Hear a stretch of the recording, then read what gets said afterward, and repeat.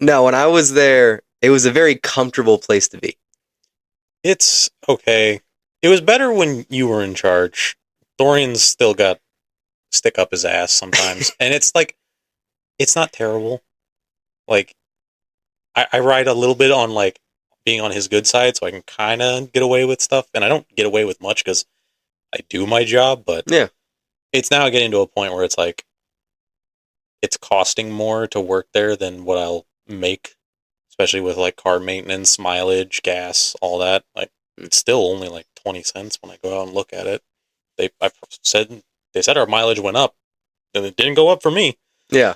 So, in MBR management, they do weird stuff that I don't like. Overall, I don't like that GMs only get paid the same hourly wage as everyone else, and they rely on bonuses as much as they do. Because no fast food place I worked for did it exactly like that. They still had bonuses, but they made more an hour, or at least they were salaried.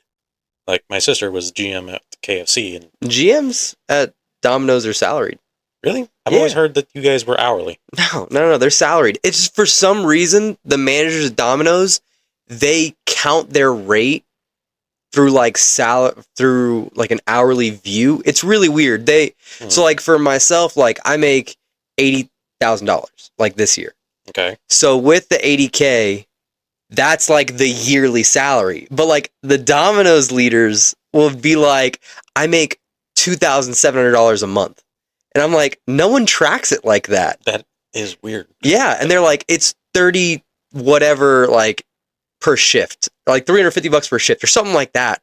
And I'm like, why do you guys do this to yourselves? Like no one talks like that anywhere. Yeah, I've always, everywhere I go, even with like jobs I'm working now, like where I'm not a manager or anything special, I'm a delivery driver. They'll still kind of talk about my money, either by like an hourly rate or an overall like here's what you make kind of average yearly. Yeah.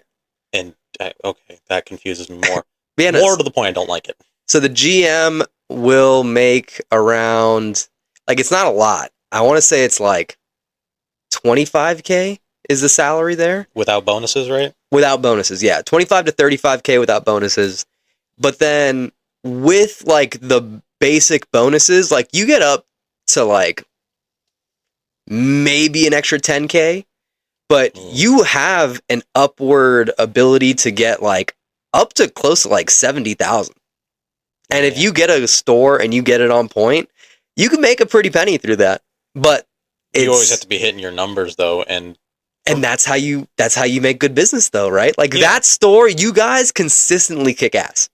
Yeah, but it is just like draining and taxing. Like I don't understand Dorian. Like Dorian's in there like way too much. He is like on it.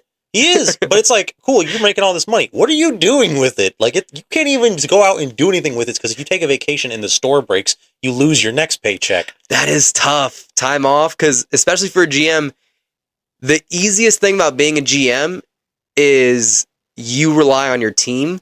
But if your team's not good, that's tough. And then if your team is good, some managers just can't let go. Like, they have a hard time delegating, and that's a big, big problem. I don't think he has he has a pretty rough time delegating sometimes.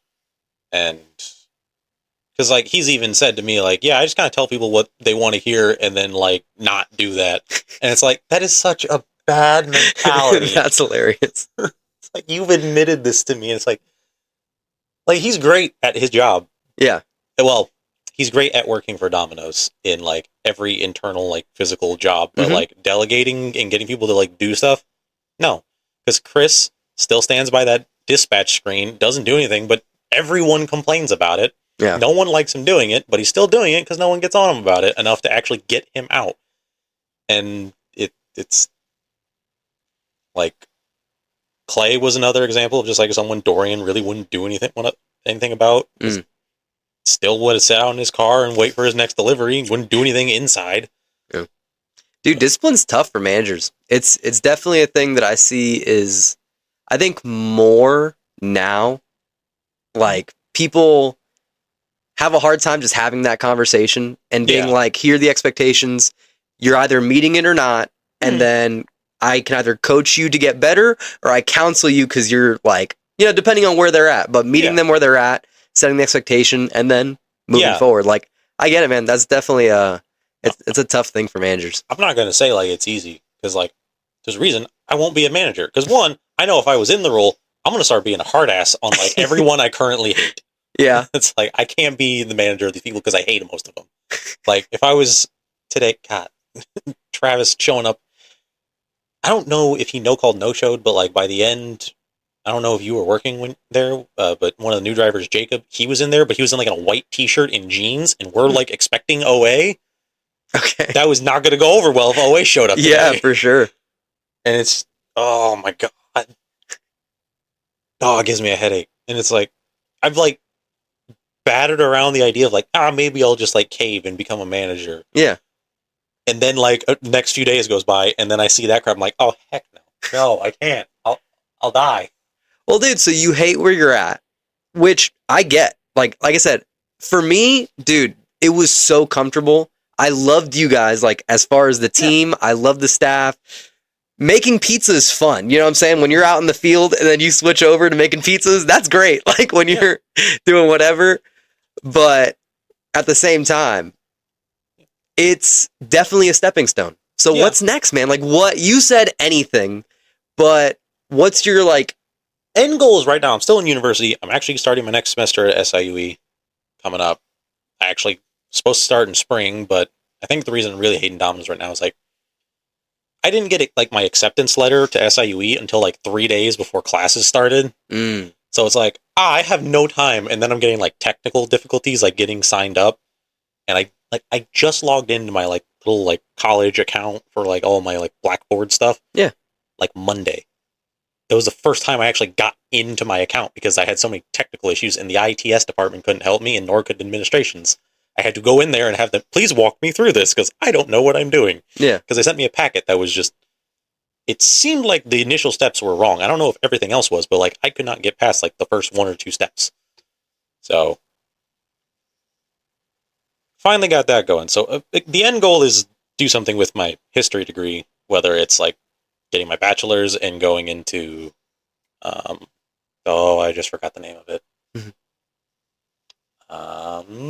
Archivist. Okay. Which is, I make copies of documents to like sum up my understanding of it.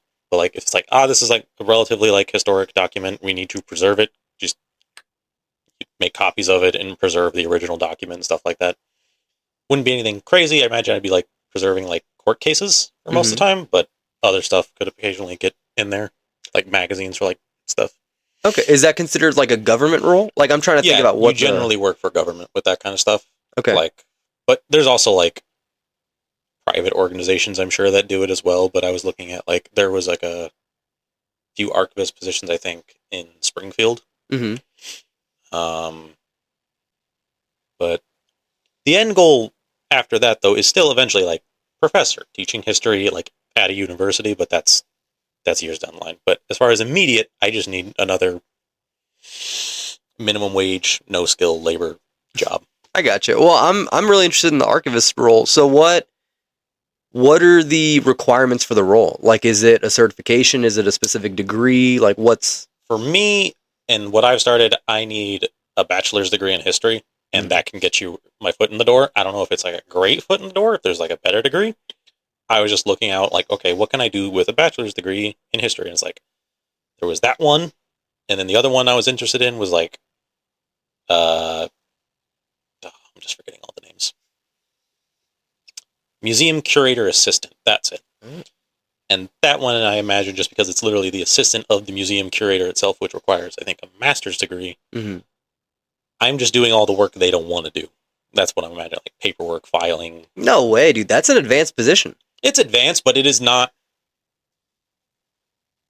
like glamorous. But it's high. Like you're in charge of teams. Like you run part of it. Like any big projects, as far as things changing. Yeah, that's big money, dude. Those projects, each of them are like millions of dollars that you're in charge of. Depending. Like that's a high level role, big dog. I don't know if the museum curator is for sure. I'm not sure about the assistant, and it might depend on like the scale of like the museum you're working for. Because like if you're doing like the Smithsonian, sure. I'm sure they have tons of curators, and they need tons of curators' assistants, and you can't just have any, like, Joe Schmo working in the Smithsonian. But if I'm in, like, some, like, random museum in, like, St. Louis that is not that big, I got you probably only have, like, 2 assistants, and they probably take on a lot more of just, like, the paperwork side of that stuff, or, like, whatever the curator doesn't want to do, personally. I guess they talk about, like, president and vice president, where it's like, you just kind of do what the head doesn't want to do. Not how that runs. I know it's not, but like that analogy of just like everyone talks about, like assistant managers are a good example of, like, you get the work the GM really doesn't want to do because they will just push that off on you. Nah, dude. They're necessary in their role, and they run teams. I think you're downplaying that role. I think I'm not trying to downplay. The way that I view it is there's 2 ways they could be assistants. The, like, administrative assistant side, I could definitely see as far as that. It's more of like your classic secretary mindset, like making sure that schedules are set up, assisting with a lot of documentation, processing things faster, getting things done quick. Like, that's definitely that. But when I think of assistant curator, I think of the curator is maybe not the sole person. Like, they're not, I don't know who the top person would be. Like, obviously you had your board of directors, and then who's like the CEO of that? Would it be the curator? I think it's the curator. I'm not like super versed. I'm not super versed in, like, the inner workings of things, because these are not where I want to end. I want to end in education. These are just going to be like, okay, I need to do something with my degree while I work on the master's and I can't remember the degree. Whatever's after the master's. My doctorate? Doctorate, yeah. Yeah. So that's interesting. So you're trying to do this as like an interim position. Are there any right now that you could apply to? Like, I only have an associate's right now, so there's really nothing I can do with that, because no one cares about an associate's. I swear I've, like, put it in my application, even for, like, basic jobs, and I get ignored more now. Even for, like, I'm applying for McDonald's. Hey, I have an associate's, and they just see that and are like, oh no, you have ambition. This is not the place for you. That's funny. That's interesting. What's your background in, like, as far as your, like, work experience? In history? Yeah. None. There's not much you can do with in history without having some kind of degree or knowing someone, which even knowing people from everyone I've talked to with, like, higher degree jobs, like, the nepotism kind of stuff is, like, I don't know about now, but at least for a while there, it was kind of like, don't do that. For, like, I think DEI was, like, really big on combating nepotism. Yeah. Which, neither here nor there, but, yeah, there's really not much that I've seen that you can do in history without a degree in it. Because it's kind of something like, even being, like, a tour guide at a museum, I think requires some, like, knowledge of history, because, like, you can't just, you have to be able to answer questions if people are like, yeah, what happened on this ship at this time? Like, I've gone on a few museum tours, like, when I was a kid. Like, I toured a U.S. battleship from, like, World War II. And I tried to ask, like, a few questions as a kid. Not that they were great questions, but the dude couldn't answer the questions. And I was like, oh, you just kind of ruined the experience. You don't know what you're talking about. And now I know you don't, because you couldn't answer a 5-year-old's questions. Which, I mean, maybe I could get the door in and be the idiot that doesn't know anything, but that's not a good look. At least not for me. I enjoy history too much to do it a disservice. But yeah, I really don't have, as far as I know, there's not much that I can do without the degree. That's interesting. We might have to talk offline and see about what your next step should look like, man. Because, like, you got a lot of potential, man. You're a genuine, like, good worker. Like, you'll put your nose down and just do what you need to do. Doesn't matter if you're in a good mood, a bad mood. Like, you'll just grind and get it done. That's a skill, and it's one that not a ton of people have. It's one I think I've gotten mostly from my family, and that's about it. And not to, like, downplay that, but it is something like, because I got it from my mom largely, that, like, mentality. But it's, like, come to, like, problems with my mom, where my mom had to get, like, pulled aside by her manager at one point. She told me this. It was like, hey, we understand that you work hard, but everyone is not you, and you have to, like, understand that. And I haven't hit that point, because when I see people standing around, it bothers me. It bothers me to no end. It's like, why are you not finding something to do? It's like, just look busy. You don't have to actually be doing anything. There could be nothing to do. Sweep the same spot over and over again. Doesn't matter. You look busy. And, it's, I don't know. But, no, what were you saying? No worries. So, all right. So, other than that, what do you spend most of your time on lately? Well, because I've been trying to get into SIUE, I really haven't been able to even, like I just said, this past Monday, I'm now able to maybe go in there and sign up for classes. I have to talk to an advisor. Downtime the past, since January, pretty much listening to audiobooks, painting minis, sorry, and mostly video games, I guess. Like, there's not been a lot. I just got a standing desk and a walk pad, so I'm trying to, like, get rid of some of the fat I've accrued working at Domino's. But beyond that, no, I just kind of try to, like, use my free time as free time. I'm not really, like, on my grind set, as the kids say. For sure. Now, dude, I like you, right? You DM multiple rounds of D&D. Like, those are all creative and, like, active pursuits. What was the latest story that you were working on? Haven't been working on any stories yet. A lot of my writing's been, like, devoured by Call of Cthulhu, which is the current, like, tabletop system we were running. But right now we're taking a break from that, and I'm trying to get caught up in painting. But we were running one of the official modules, Mask of Nyarlathotep, which is, like, Keaton doesn't watch this, does he? I can't spoil for him. Oh, no. Screw him. He's right, he's not allowed to watch this episode. But it's... I don't know if I'll get into too many spoilers just in case. But the whole story is, like, spans, like, multiple, like, countries on multiple continents. You start in, like... You can choose to start in Peru for, like, a prologue little mission, and we did. But the main campaign starts in New York with, like, a character you met in Peru. I introduced him in, like, a few, like, shorter investigations earlier just to kind of, like, build up a better, like, rapport with the characters they were playing.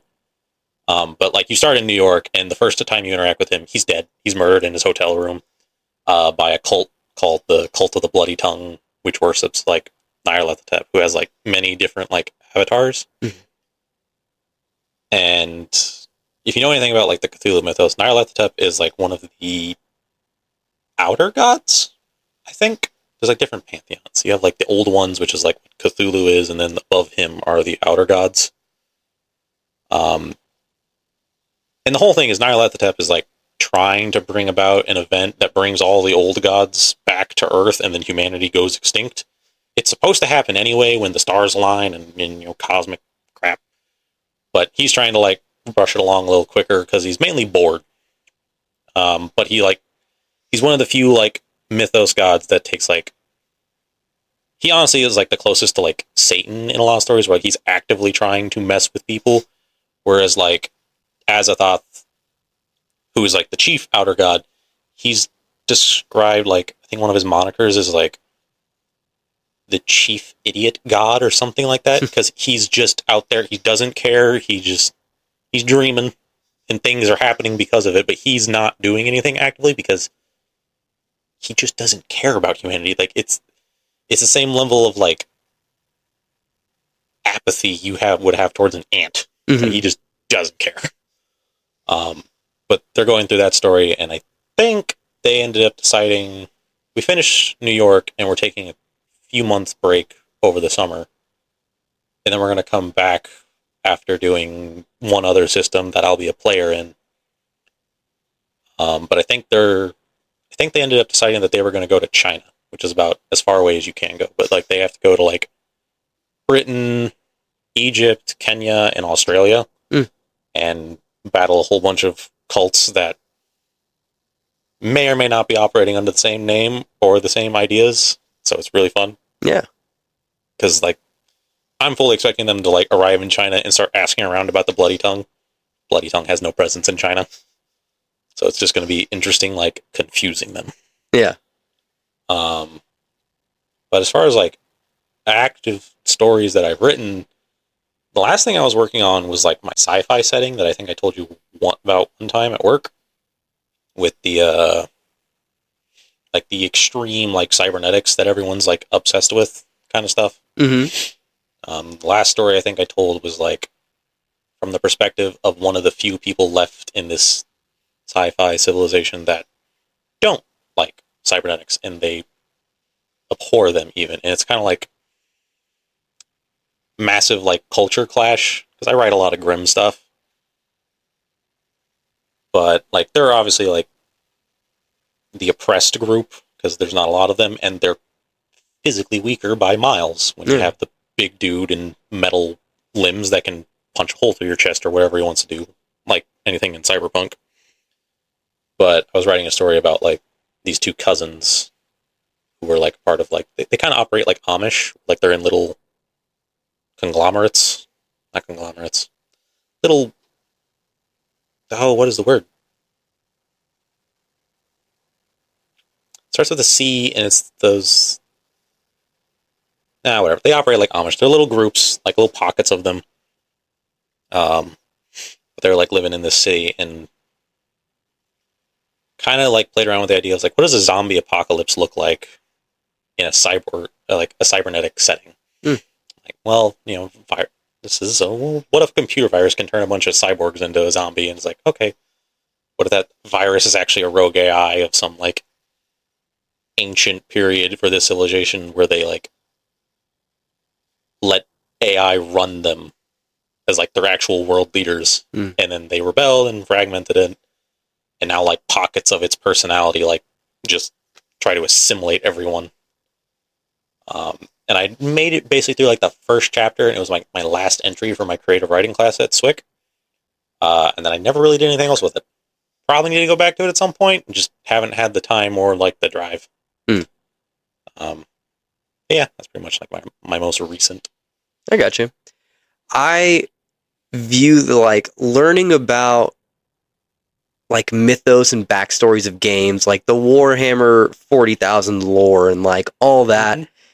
It's very similar to our history, like in the sense of it's just like block of text and it's stories about people that you don't know. And like do you find any connection between those? Like, do you think that maybe the reason that you're so interested in history or like, you know, like, do they relate to each other? I think the history I'm interested in, like, because like growing up, I used to watch like tons and tons of like lore videos for like the Elder Scrolls initially. I think I did a little bit of Dragon Age. Started to do a little bit more with Fallout. Fallout has a lot. I like Fallout's lore. But I always kind of liked history, and I think I just like learning about timelines. Yeah. And you know, you learn the lore about anything. You're just learning a timeline. And I think I generally like story, and history is just one big story. It just happens to be true, relatively. Yeah. Occasionally you get the wrong fact. For sure. But, yeah, no, I'd say I like learning about just timelines, which, yeah, there's a big correlation between my lore, like, obsessions and hyperfixations and my interest in history. Because, like, and 40K, like, is a great example of just how 40K is directly inspired, like, they're trying to, like, I don't know what they're trying to do, but if there is an aesthetic or a faction in history that you have, like, a particular affinity for, like, say you really like just the easiest one off the top of the head, like Knights, like Arthurian Knights or anything like that, there's a faction of Space Marines called the Dark Angels, and their whole aesthetic is, like, knightly orders and all that jazz. If you like the Crusaders, you have the Black Templars, which are just, what if the Crusades in space? But it even goes as far as, like, I think the Celestial Lions is, like, a Space Marine chapter, and they're, like, rooted in, like, it's Games Workshop. They're not, like, going too deep, but they have a lot of, like, broad-scale African culture aesthetics just lumped into one. And they do that a lot with a bunch of different cultures. Like, the White Scars are another Space Marine chapter, and they're just, what if Mongols in space? And, like, on motorcycles instead of horses. Yeah. But if you go through, like, 40K lore and you go deep enough into it, it's just like, oh yeah, you're just drawing, like, an analogy. I think the best culture, though, they chose to represent in 40K was like Cockneys from British, like that Cockney accent. Yeah. They're represented as the orcs. And the orcs are they're a joke of a faction, but they're terrifying. Yeah. You would never want to fight an orc if they were real. They're terrible. It's like an 8-foot green gorilla that if there's enough of them, red cars start genuinely going faster around them. Absolutely. Belief is everything. Yes. That is their whole thing. Yeah. They have wogs, which is just the Cockney accent saying war, I guess. But they're ridiculous. Do you have a favorite timeline? Like a favorite lore or backstory? Right now, it's definitely 40K, because there's a lot to it. But, well, I might amend that. Warhammer was not always 40,000. You had Warhammer Fantasy before. And I just finished all of the Gotrek and Felix novels, that's their fantasy setting, and it's standard fantasy. You got elves, dwarves, humans, orcs, and I think there's halflings, but they're not like a mainstay. But that one was really interesting because that one heavily is just like, hey, here's the Holy Roman Empire, but we just call it the Empire, and Kislev, which is like every like Eastern European group in one. Mm. But that one was pretty interesting, but they ended that one as far as like new lore additions a while ago in favor of like, I think it was like 2015, and then they created like Age of Sigmar, which I have less interest in. But yeah, I would say 40K is probably my favorite for right now.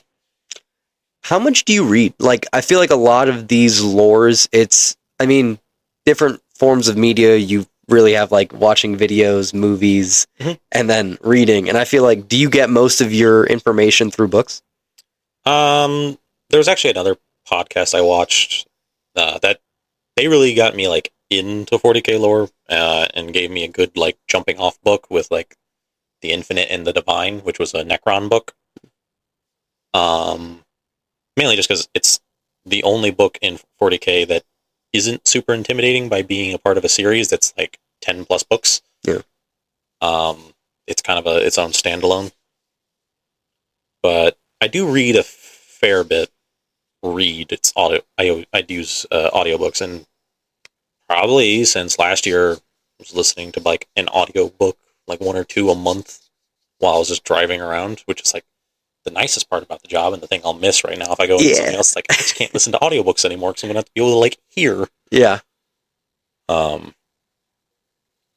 But yeah, I would say I read a fair bit if we're counting audiobooks. I get you. But podcasts are another like way to get like a quick snapshot of a faction. Be like, okay, I have a passing interest in you, so I'll like find a book on you and then read a few. Yeah. What podcasts are you interested in? Or what do you watch? The main one and pretty much the only one is Isander and Coda. I hope I said the name right. They're like a fairly new podcast, but they've grown really rapidly, and like they do 40K lore really well. So it's really good to see. What's their method? Is it like kind of like this where they're sitting and talking, or is it more visual? You have, I'm always scared to say his name wrong. Isander, he's like the main 40K fan, and he's talking to Coda, who's the guy who's being taught about 40K actively. But they use like different methods depending on the faction. They use what's best. Like, for example, like they were doing like their Tyranid episode. This is one that was like one of their better ones.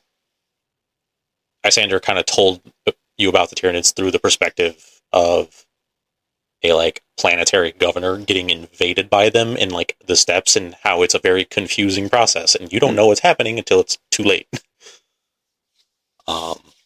There's like chitin and spores raining from the sky, and a swarm of bugs you've never wished to see in your life swarming over your entire hive city. Tyranids are horrifying because they digest you.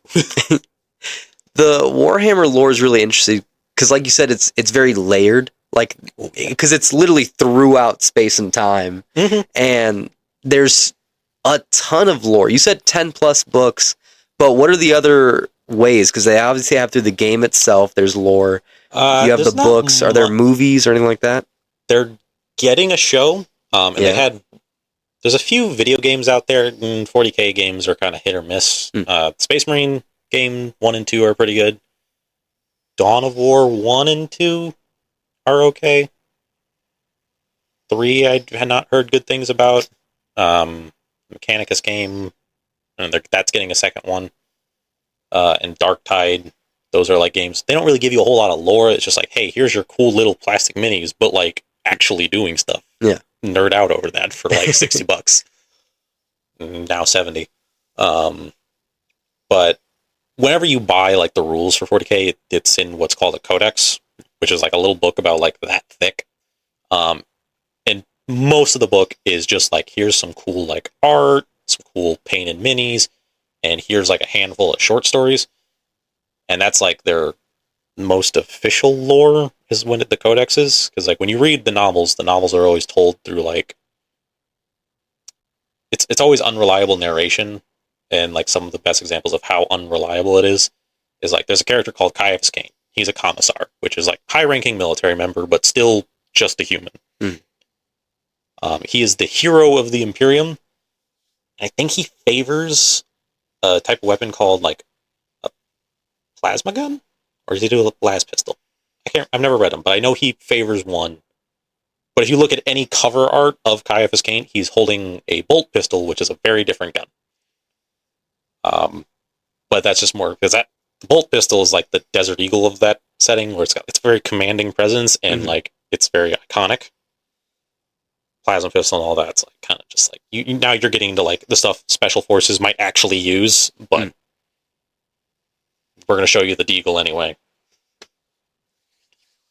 That's just like the level of propaganda, because like Games Workshop relies on their unreliable narration a little bit, because I could go through like the entire lore of 40K and teach it all to you, and then like you come back to it in 10 years and everything's changed. They retcon constantly. Oh, really? Yes. See, I always wonder how big franchise, like, there's so much information, like, obviously it's not all going to quite fit in the correct universe. And they have tons of authors that are, like, writing all their novels. But yeah, like, the codexes, though, just to circle back a little bit here, that's, like, your official story. They usually don't touch it too much. Not that they won't. Like, I think there's the God Emperor of Mankind's, like, bodyguards, the Custodes. For a long time, they were considered, like, the Space Marines to be, like, they're all men. They recently made a change, and it makes sense from a lore standpoint, in my opinion, to open it up, at least for the Custodes. It's like, no, there are women in the Custodes, too, and they had, like, a short on, like, their website, like, Warhammer.tv, following, like, a female Custodes and her Sister of Silence on a, it was in a series called Tithe, but they were tithing, like, psychers, space wizards. They, like, sacrifice, like, 1,000 of those a day to the God Emperor to keep him alive. I talked to Keaton about that. How are there that many psychers? Because it's supposed to be kind of rare, right? It's rare, but humanity spans the galaxy, so, you know, probability, you can farm enough of them. And they are, and it's like 1,000 a day, but, like, their hive cities are massive to, like, their main spires that they have. They're not all built the same, but they usually all have, like, a spire. That will end, like, in the upper atmosphere. So, like, you'll look out your window and you just see clouds. And that's it. You can't really see the ground. But the God Emperor's been dealing with this because he's sitting on the throne and he can't move. He's the lantern or something. Yeah, he's like a big lighthouse. Yeah. See, I pay attention. I remember a little bit. I watched some of his videos. Like, he'll show me some of the Warhammer 40,000 stuff. Yeah. But it's more of like, this is what a Necron is, and like, this is that. Other than that, I don't know a ton. I wanted to go over with you, what is your decks? Like, I don't even know what to call them. Like, your armies. Jeez. Yep. My main one, the first one I got was Tyranids. They have the least about them.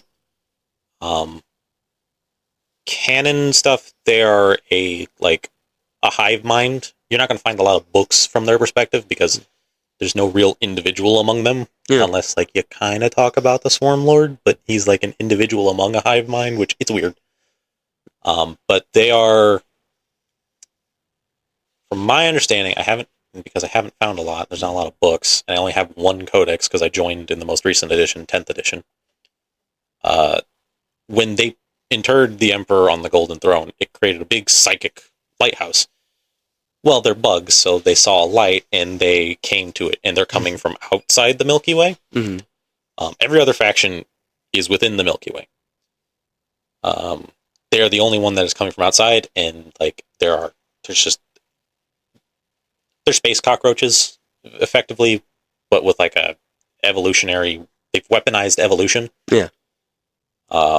Their whole MO is land on a planet, wipe out all the defenses, break everything useful to like making life down into biomass, sucking it up into their living ships that just are an organism that can float through space, and then making another army and doing the same thing and just rinse and repeat. They're just devouring all life. They're coined the Great Devourer, and all their like hive fleets are named after like pick a large monster in any kind of mythos. Like the most recent one is Hive Fleet Leviathan, but they had Behemoth, Kraken, I think a few others. I think the only one that isn't is like Kronos, which is like one of the newer like splinter hive fleets of Leviathan. That's specifically just I'm gonna go fight the demons. But that's my main army. But I have a few others. Like I do play Custodes, just because they're kind of cool. It's the golden banana boys because of their helmet. But like low body count, they're kind of a polar opposite of Tyranids, where like Tyranids you can play them and just like field as many bodies as possible, and I can just win the game by just being that many bodies on the board, and you can't kill enough of them. And do you have 2,000 for both of your armies? Like 2,000 points? I think I recently added up. I think I have like 8,000 points in total for Tyranids. And then maybe like 3,000 in Custodes. If I'm including my Knights, which are technically a different faction. But they can also field with Custodes, because if you have the Imperial keyword, you usually get allied units. And those are the Imperial Agents, the Knights, Imperial Knights, and one other. Oh, Imperial Titans. Which are just... That's because, like, for example, like my Tyranids, they have something called like a Hierophant, which is like this big old model that stands about like that tall. It's barely considered a mini. But I can put it on the table, and it's a big kaiju that I can just put on the table. It's really expensive, but you could put it down. Yeah. And that's built into my Tyranid army list. Space Marines and Custodes and stuff, they really don't have anything that like matches up to that stat block wise. So they rely on the Imperial Titan list, which is here's a big robot that's the size of your toddler. Have fun. But they are also big enough and important enough that like I don't think you can play 1,000-point games with Imperial Titans, because the cheapest one is like 1,100 points. It's over the point limit. Yeah. But yeah, if I'm including my Knights and my Custodes, probably closer to like 4,000. And then I've also started working on my Space Dwarves, the Leagues of Votan. And I only have 1,600 points right now. I don't remember learning anything about the Space Dwarves. Are they a Custodes subgroup, or are they their own race? They are their own faction. So there's a period, and to give the lore background on it, because that's like all you should ever care about with 40k. The game is kind of meh. It's fun, but it's just a mode to have a reason to buy the plastic minis. But the Leagues of Votan are the newest and oldest faction at the same time. 40k, like way back in the day, from my understanding, was very different. It was a lot more silly, a lot more tongue-in-cheek. And they had 40k was just, hey, what if we took our fantasy setting and put it in space? That was all 40k initially was. So they had dwarves and elves, and they still have elves with the Eldar. But they had squats, which were their space dwarves, and they were a biker gang in space. It was really weird. It was just weird.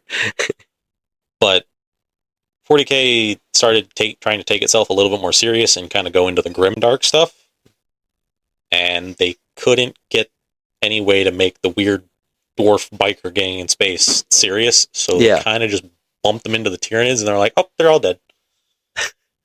That's hilarious. Yeah. But then some writers came along and were like, we'll fix this and bring them back. And I don't think they're specifically the same thing, but now you get the Leagues of Votann, which are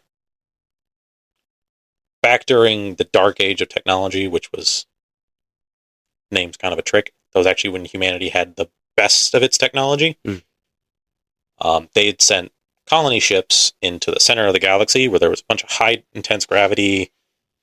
I think there's sentient, it's like supernovas. Don't know how that's sentient, but it can be. And just stuff like that. And because of the extreme gravity and like the danger of it, the humans got shorter, broader, able to endure the high gravity. Justification. Yeah, that's a very interesting natural selection change they made there. Okay. Yeah. Well, then you also get the fact that these are all like clones now, made by these. The name Votann, like it's these AI cores that kind of like generate all their stuff, and the Votann are made by these. The Votann make these dwarves called kin. But yeah, their whole thing and where they were in the center of the galaxy, were like they were running like really hard math to like just ride the event horizon. I think it's the event horizon of like a black hole and just orbit it. So it's like, go on, try to attack it. Mess up your math, you're going in. Just stuff like that. But yeah, that's where they were mining. That was their under the mountain kind of lore, where they're just like, I'm just gathering resources out here in the most difficult climates, the center of the galaxy. But they recently got added in again in like 9th edition. So that's why there's not a whole lot of them. I think they just got their first novel recently. I haven't read it yet. I wanted to, but haven't quite made it around. But for now, they're just dwarves in space. I got you. I am curious, is the Warhammer 40,000 universe take our time into consideration? Like, is that a point in that timeline? And then most of the stories are 40,000 years into the future kind of deal? So 40K goes back before our time and then picks up after. So like the oldest stuff with like Keaton's faction, the Necrons, they participated in this thing called the War in Heaven, which led to them using, I'm just going to steal a line, but they became robots as a substitute for sunscreen. But they fought this group called the Old Ones by making a deal with these other things called Satan. Both these are like godlike level aliens, but one is like magic, one is reality. The reality one obviously is losing to magic because magic has no rules and reality does. The Necrons made a deal with them because the Old Ones wouldn't give them their special sunscreen and cure their terminal cancer that was like built into their genetics from living on Mercury, effectively. But they go ahead and kind of lose that out. Well, Necrons, they win. The Necrons win, but the Old Ones made 2 races to fight the Necrons, and it was the Eldar and the Krorks, which are the like proto-orcs. But the Eldar, by the end of the war, are kind of like the up-and-coming kids, and if the Necrons continue to fight them, they're just going to lose, from my understanding. But that's the War in Heaven. Necrons go to sleep, Eldar do their thing, they get way too depraved and spawn Slanesh, who kills like 9 in 10 Eldar. Oh, that's who they are. Okay. Yes. Yeah, because Keaton told me about that, where they just got crazy depraved and then literally created a like chaos demon kind of thing. Oh, it was a chaos god. Chaos god. Yeah. It was a Slanesh, who is largely characterized as like the god of horny, but they're a little bit more than the god of excess. So if you do anything too much, it's like you are worshiping Slanesh. As good as excess. I mean, even listening to loud music, because like their chaos faction, the Emperor's Children, they have space marines that are noise marines. And they're just like, what if I blasted really loud sound at you that liquefied your insides? And that's their whole shtick. But like, there's another dude who like does ritual scarring, and he's the best swordsman. He's so favored by Slaanesh that if you ever kill him, you take any amount of pride in the fact that you killed a dude who claimed to be the best swordsman. You turn into him, and your face just becomes another one on his armor, which is hilarious. I heard about him too, and it's hilarious that he claims that he's the best swordsman and has all these faces on his armor of people that killed him. That's crazy to me. Well, gotta think about it this way, though.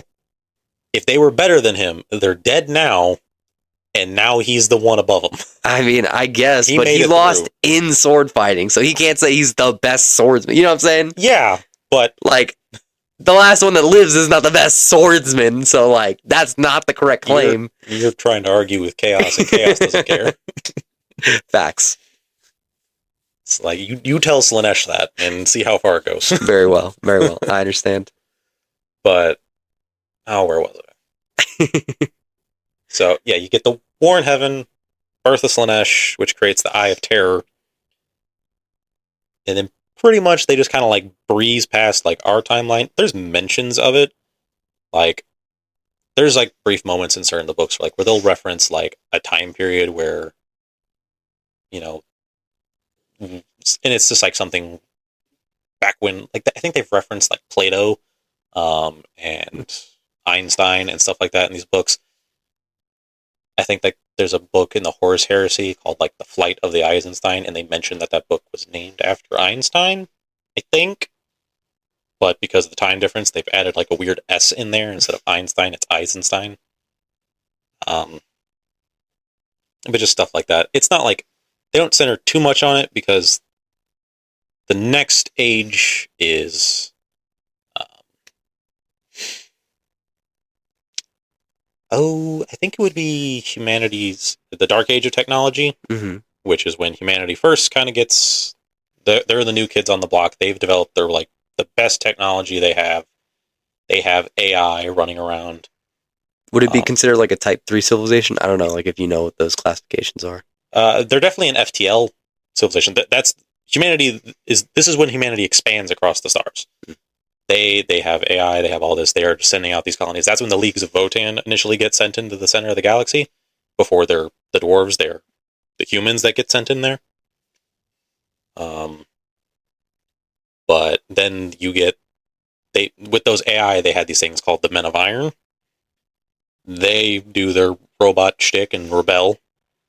And these weren't AI, just like, the robots are rebelling, shoot them with a gun. They're like AI that were like, I'm gonna, just as a story I vaguely heard in passing on the Lysander and Coda podcast.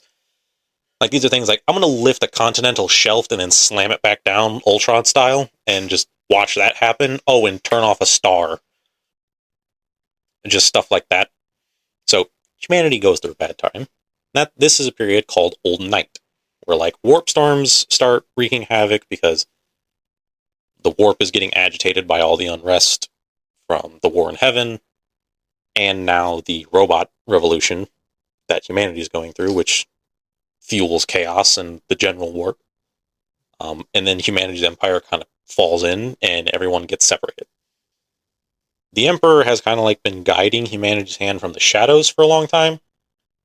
He kind of reveals himself during Old Night, unites Earth, makes a deal with Mars, and then launches his Great Crusade, which is where the Primarchs come from, the Space Marines, all of that.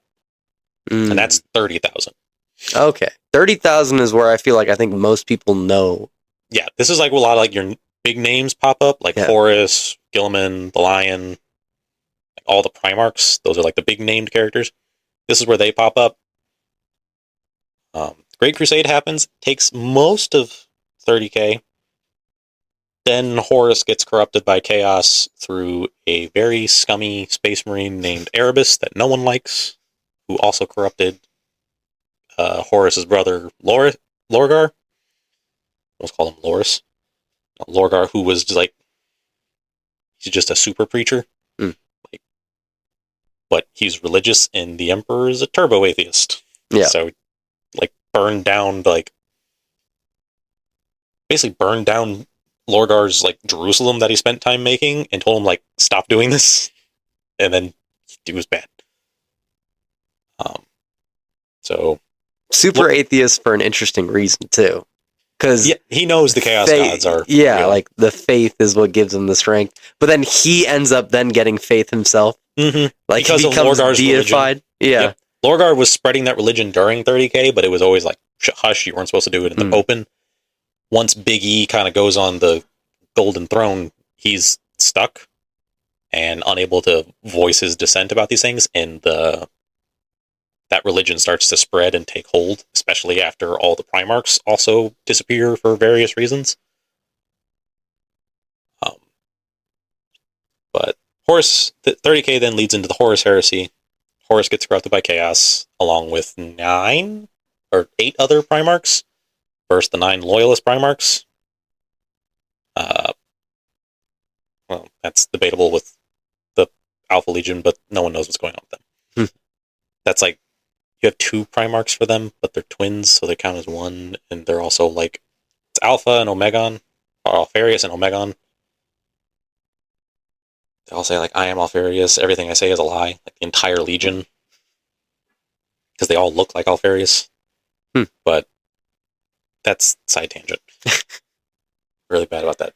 Anyway, Horus Heresy happens, Emperor gets interred on the big Golden Throne, Horus is super dead, and then you move on to the, that's where you start getting into, like, 40K proper. Where, like,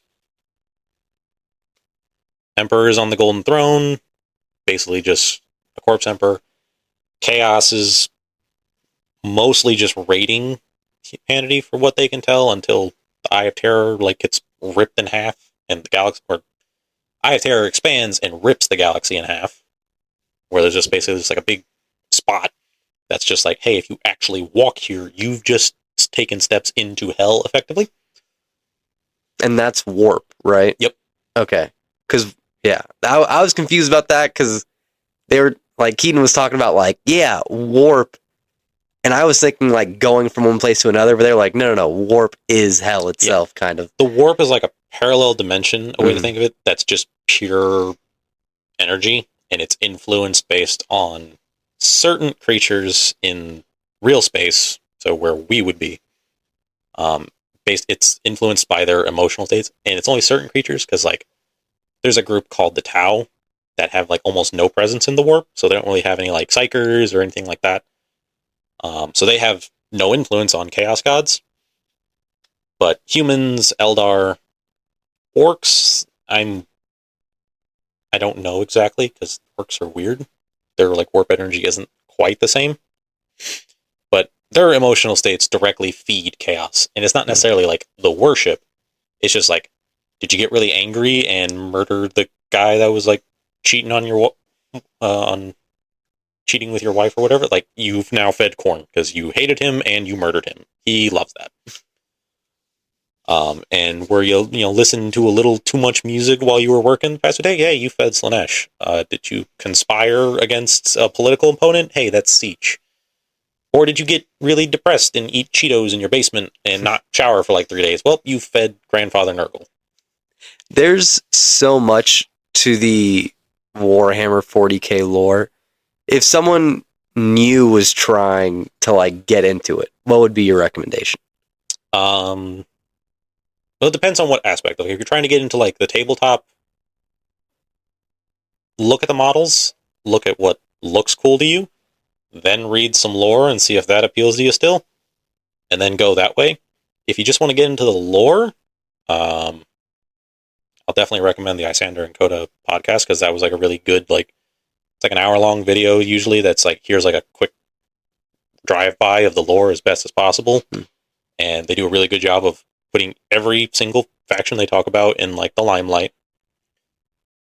That's a good place to start, and then I will follow them up too with the same recommendation of, if you want to get into the books, Infinite and the Divine. That's just, like, a good place to get you hooked, because, like, once you get just enough into 40K, like, you're in, and you're gonna go, and you're gonna lose so much money. It's like a love it or hate it kind of thing. Kinda. It's mostly just, I don't think it's, for me, it would be hard to say, like, it's a love it or hate it. It's just, you can like looking at 40K, but it's so daunting, because, like, the Horus Heresy book series is, like, 50 plus books, I think. Jeez. And I've not even gone through half of them. Most of them you can skip, but if you don't know which ones you can skip, you just see, like, you have to read 50 books, and you've, like, checked out already. Yeah. Infinite and Divine doesn't have that problem because it's just one standalone book, and it's also got two of the most, like, interesting characters, which is Trazyn the Infinite and Orican the Diviner, which are two really sassy Necrons. And you just get to watch them kind of bicker like a married couple in the most Necron way possible. Or, like, small spoilers for the book, they hate each other, and Trazyn at one point was like, hey, I'm going to release Gene Stealer cults on your ship. Good luck. They reproduce every 10 hours. Have fun. Hope you find them all. And, like, just for clarity, Gene Stealers are, like, a vanguard group of Tyranids that infiltrate your populace, kidnap a few people, do some unsavory things that lead to you having spliced genes, and then you have a really strong urge to have kids, and then your kids are not, they don't look right. But you don't know that, because a really strong psychic thing has to convince you that that is your child and you should love it. Because that whole saying of, like, only a face a mother could love doesn't even apply.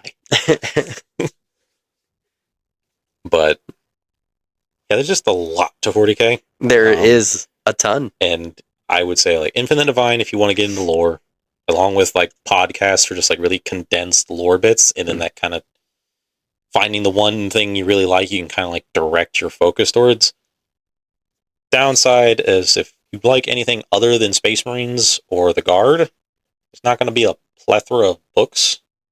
Like, Tau have very few. Tyranids don't have a novel, because you can't write from the Tyranid perspective.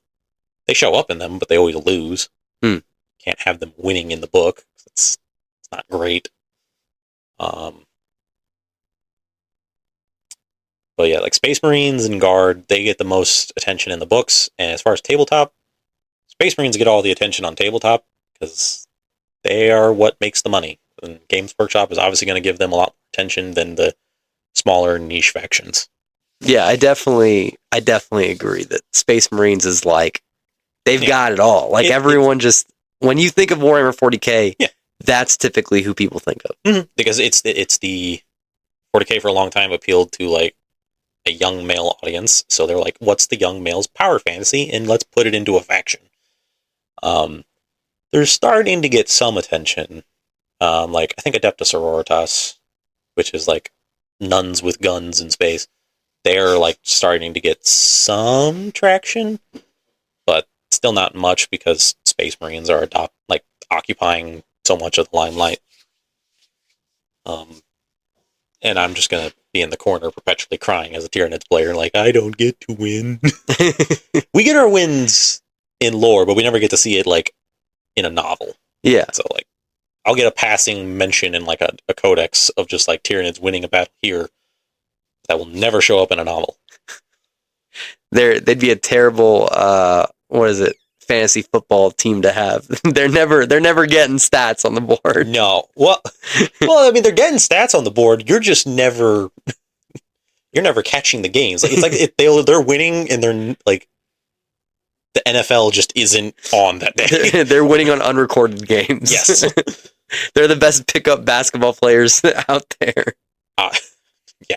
It's because, like, Tyranids, for all intents and purposes, like, it's heavily implied that they have the entire galaxy, like, surrounded.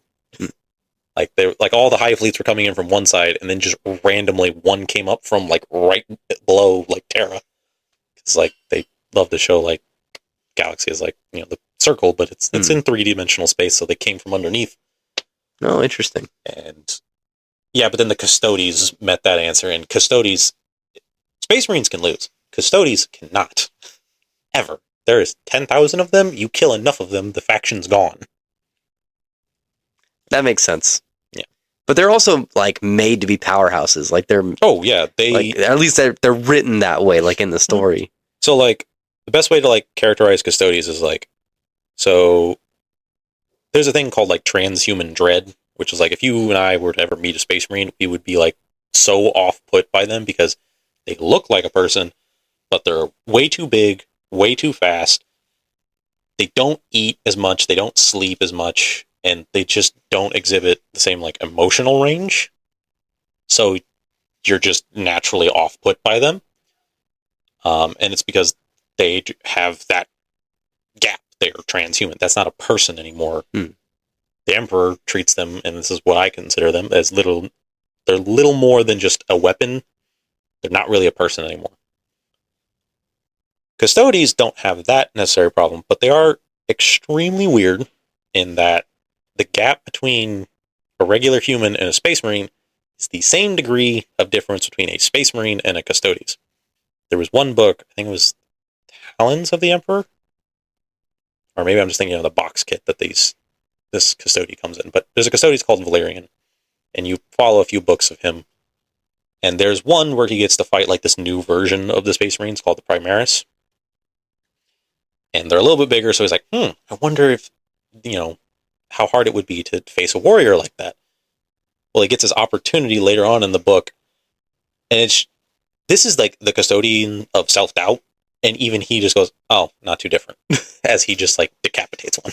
Like it's nothing. And that's a super soldier that if were to fight like me, would put a fist-sized hole in my chest. So custodians are a lot. They are the bodyguards of the Emperor, and they're also like they're like more long-lived, I think, than Space Marines. The Space Marines live for centuries too. Custodians live for longer. I think there's a few that are around since the Horus Heresy still. Oh, wow. The only other group that has people around from the Horus Heresy is Chaos because, well, they're in the warp most of the time and time does not affect them. So, like, Abaddon the Despoiler, which was like Horus's right-hand man, is the new War Master of Chaos and is still around, and it's maybe only been a few centuries for him. That's the fun, timey-wimey stuff of the warp. Yeah. Well, there you go. I mean, there is just so much to Warhammer 40,000. Yep, and that doesn't even scratch the surface what I've said now. No, for sure. And so, yeah, I mean, Tyler, thank you so much for coming and Appreciate it. Being a fantastic guest, giving us a ton of information. Yeah. Appreciate it. It's always fun to lore dump. Hell yeah. Peak. It's peak. All right. Well, thank you guys so much. You have a great one.